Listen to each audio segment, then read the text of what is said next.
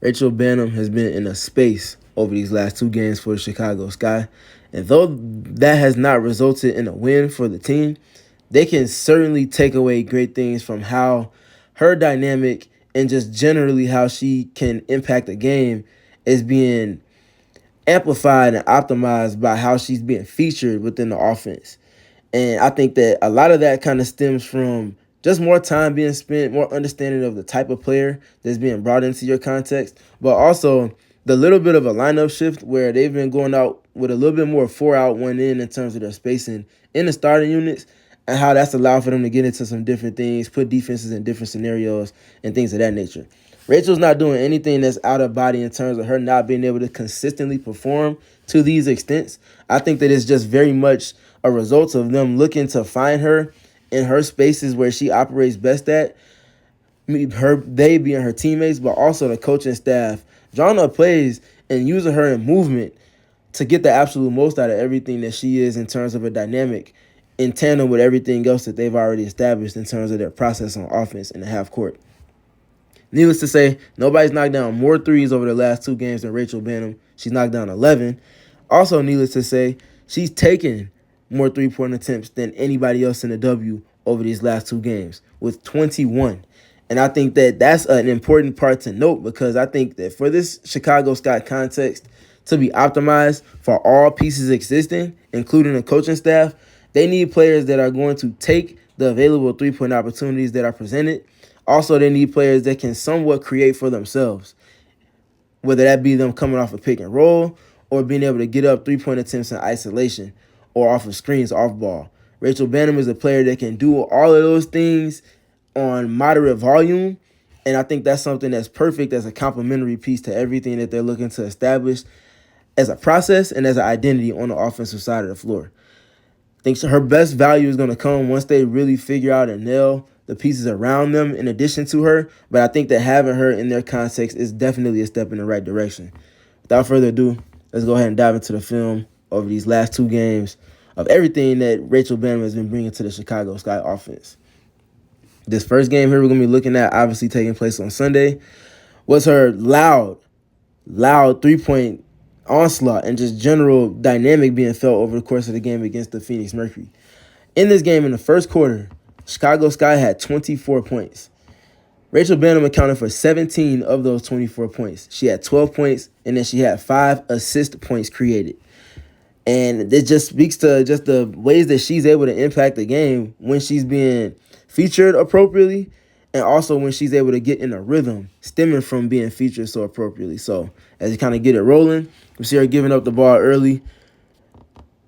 Kennedy Carter starting off the possession early in the shot clock, 19 seconds, like I talked about recently, getting started early in the shot clock, getting into an empty corner pick and roll. You can already see the way that the defense is shifting and kind of loading up. This is not new for the Chicago Sky. This is a way that a lot of teams have defended them, whether it's empty corner pick and roll, traditional pick and roll, slot pick and roll, whatever kind of pick and roll context you want to speak to. Teams are looking to load up in the gaps, especially when it's Kennedy Carter that has the ball in her hands. So the beauty of Rachel Banham, she adds to your shooting, yes. She adds to your spacing, yes.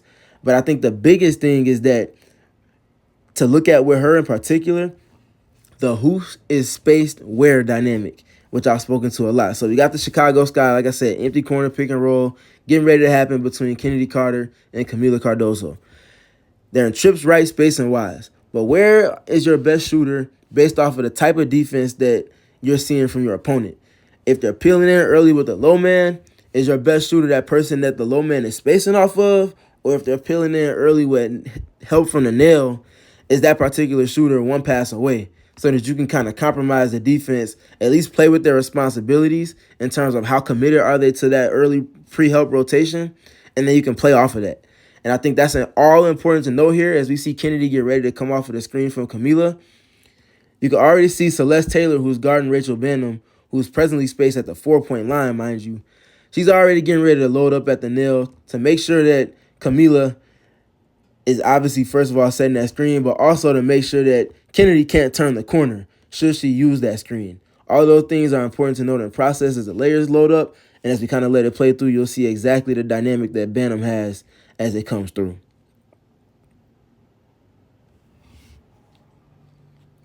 And it's just the abilities for Rachel to get in these scenarios, obviously be spaced a little bit deeper than normal for most people, able to get into a perfect position. And Kennedy's timing is also what helps to optimize Rachel in this scenario. So we talk about the spacing template for the sky. I also talked about Kennedy and just her ability to understand the type of defenses that she's seeing and help put her teammates in the best situation possible. This is a direct example of just that here, and we see the result that comes from it. Quick processing of the help, gets a quicker decision made on making that pass than the defense and rotating to their matchups. Advantage Rachel Banham, her first three-pointer of the game. A little bit more the same here.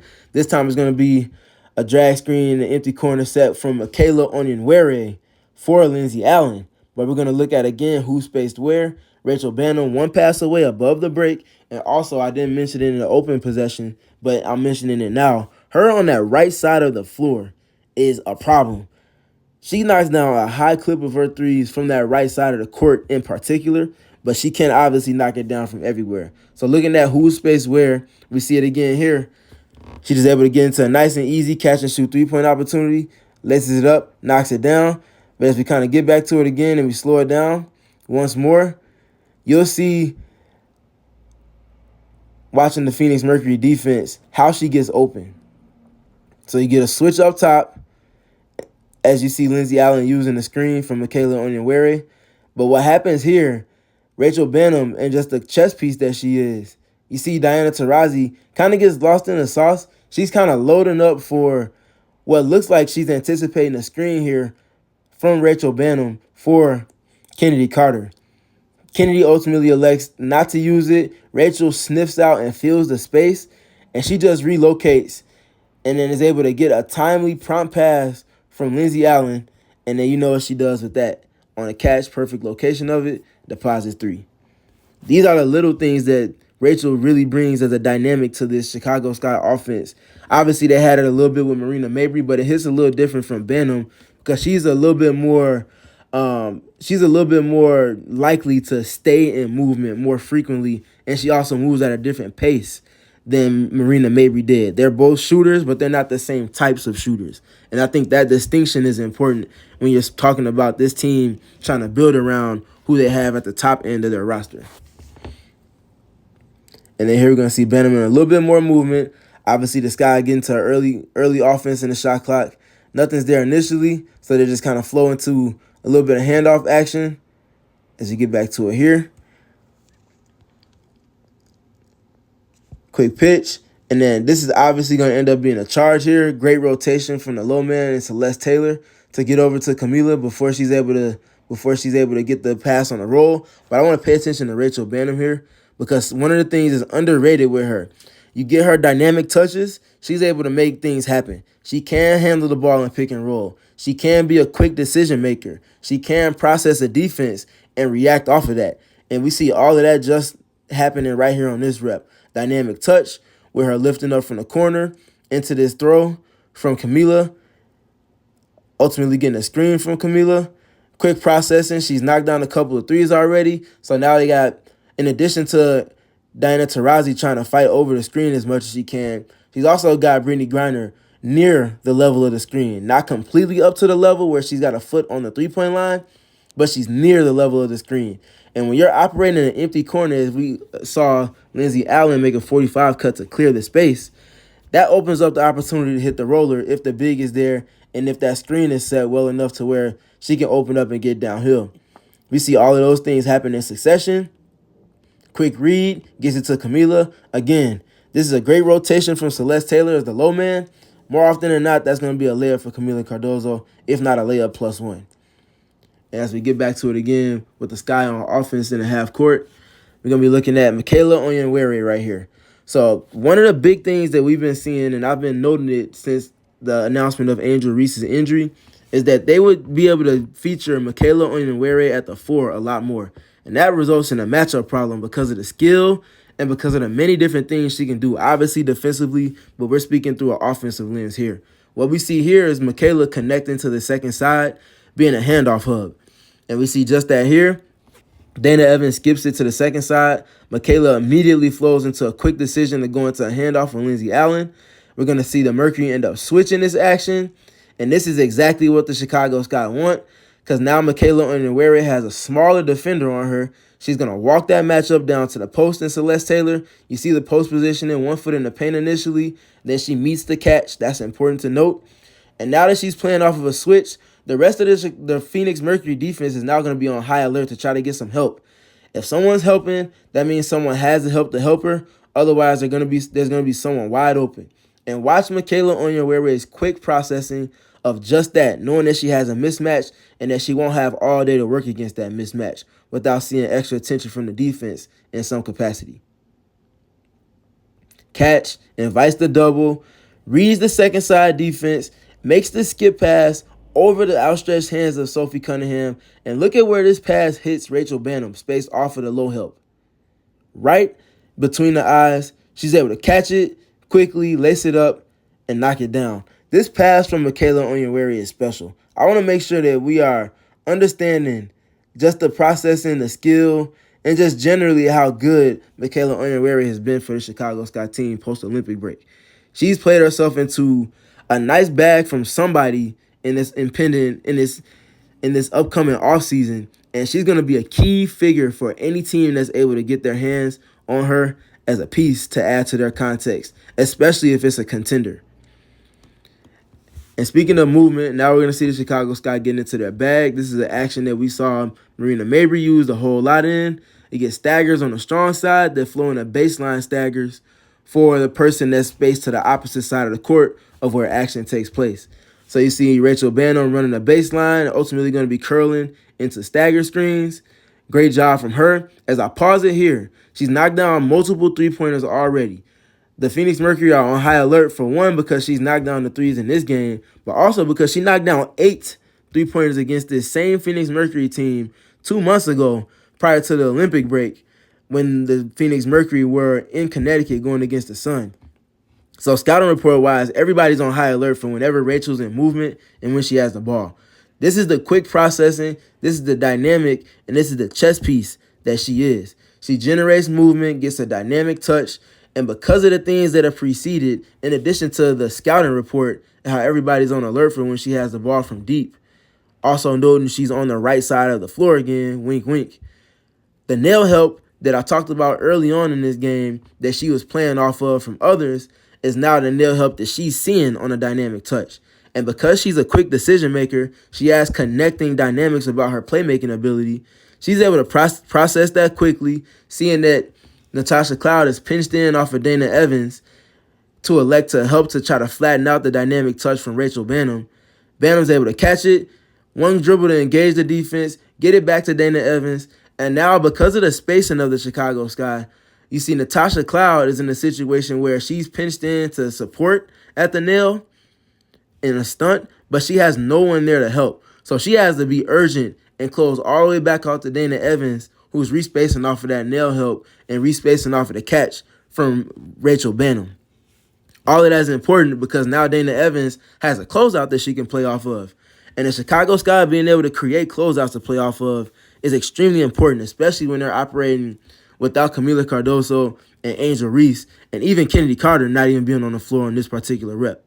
This is all good in process for them, and watch how Dana Evans finishes off playing in the advantage created from the dynamic touch and movement as a chess piece that Rachel Banham is.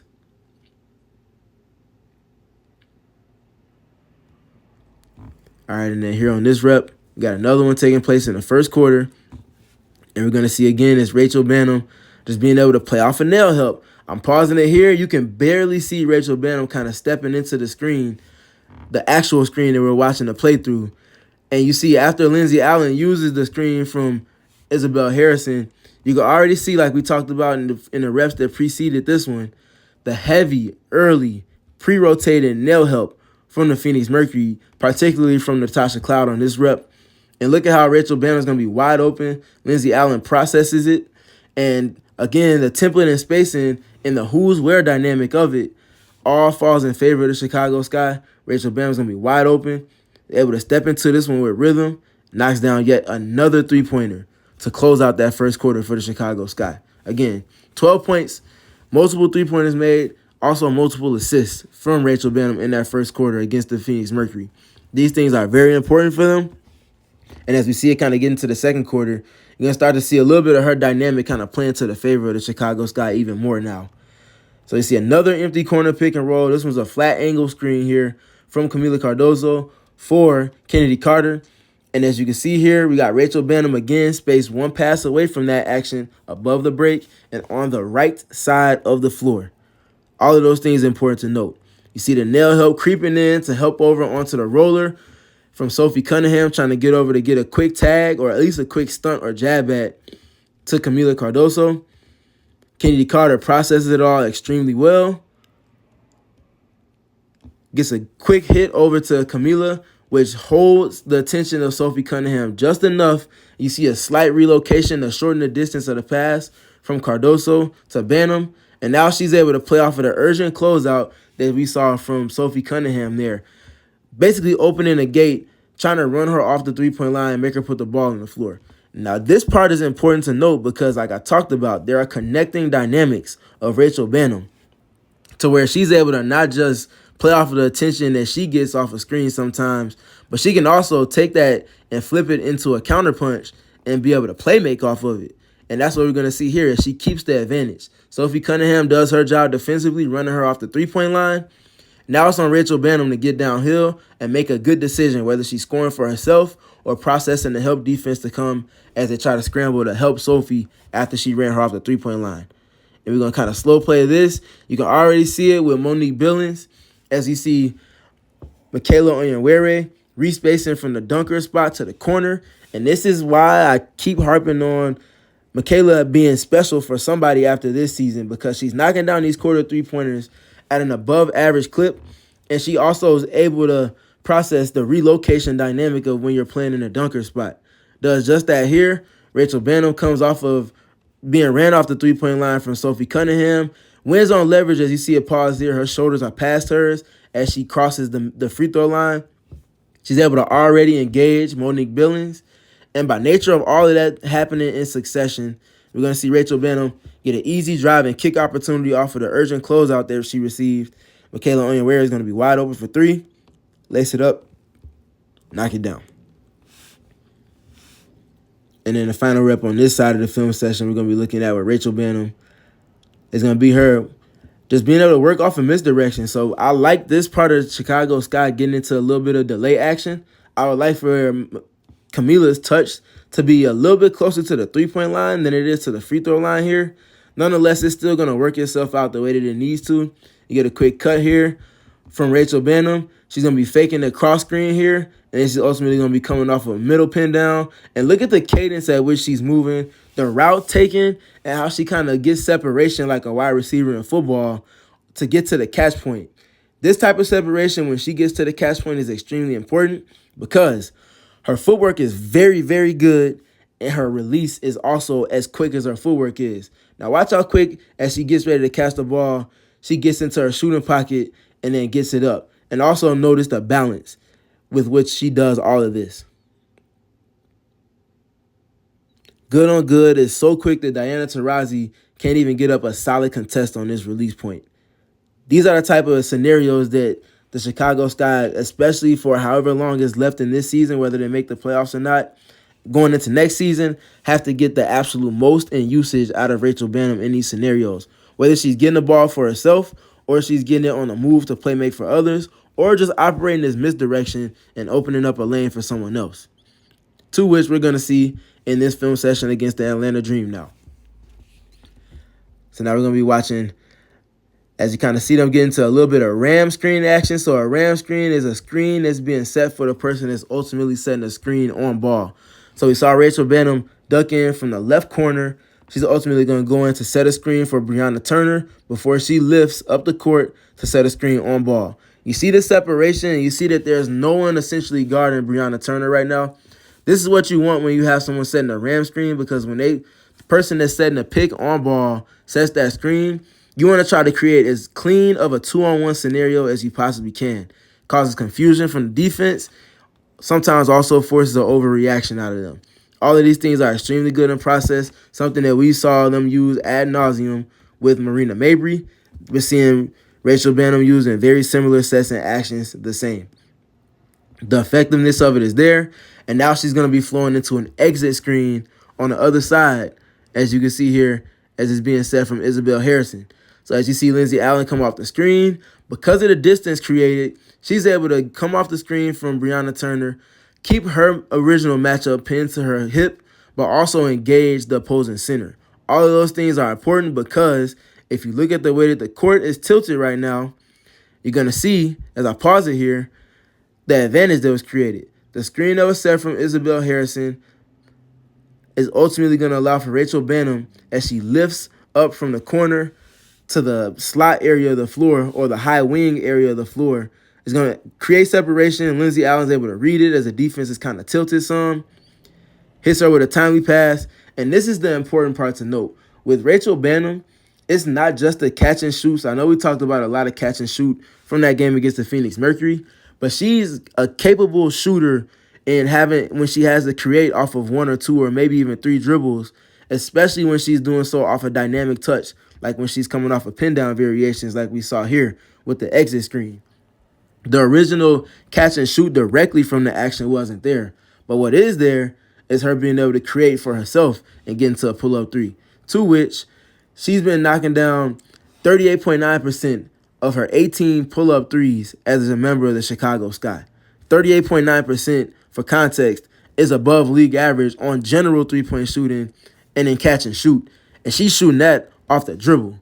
I just want to make sure that's noted because she's not just a catch and shoot player. She has dynamics to her, like I mentioned, in movement and self-creation that are extremely complementary for everything that the Chicago Sky are looking to do. Creates a little bit of separation here, is able to get off her own three-point attempt without the help after the initial pin-in screen in the corner was set. Advantage Chicago Sky, she knocks down the 3. And then here we're going to see a little bit more fun.